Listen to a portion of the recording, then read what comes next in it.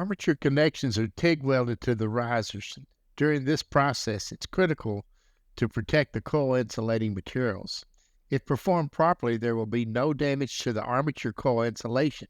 When performed incorrectly, the insulating materials will be compromised, which will impact the reliability of the motor.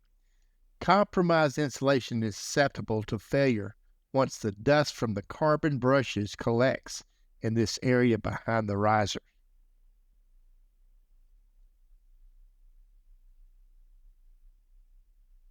In this picture, you can see the fiberglass sleeving, which is blackened, especially the lower coils. This is a result of overheating during the welding process. This blackened sleeving has become less an insulator due to the carbonizing effects during welding. Here we're going to be performing an insulation resistance test at 500 volts DC of this new sleeving. The result here is greater than 2000 megohm, which is all that this tester will indicate. So it's much more than 2000. It could be well into the 10, 11, 12 gig ohm range.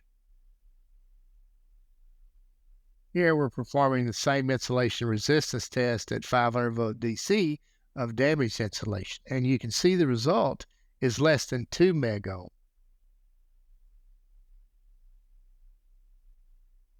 In this picture, we examined a failed DC motor.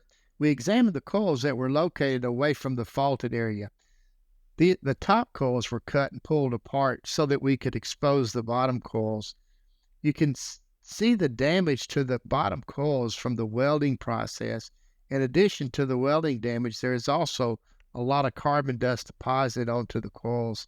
This combination of charred insulation and carbon dust contamination was what contributed to the tracking between the coils and the eventual armature failure.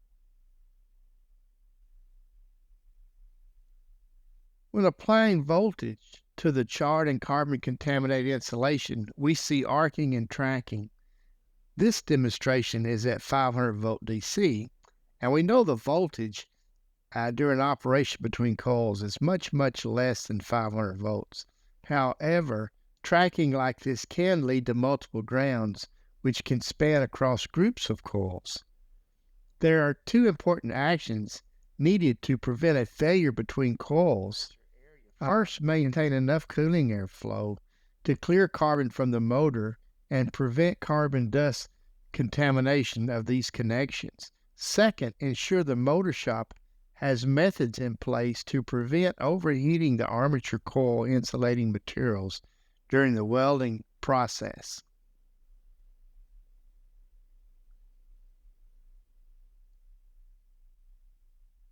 To prevent damaging insulation during the riser welding, some motor shops immerse the entire armature all the way up to the back of the riser in water.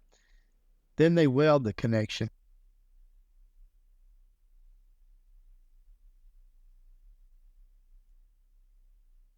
This method prevents damage to any and all insulation of the coils.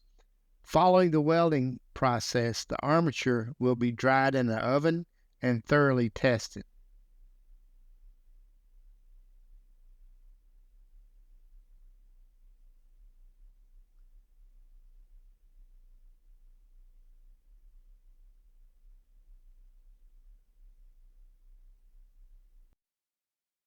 Another method that would be used sometimes would be to wrap a mat around the bottom of the riser area and wet that mat sufficiently to keep any heating from transferring down the coils and damaging the insulation behind the riser.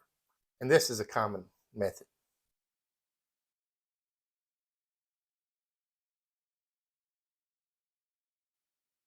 I'd like to thank Allen's Electric Motor Service in Vivian, Louisiana, for allowing us to monitor and see some of their process they use for DC motor repair.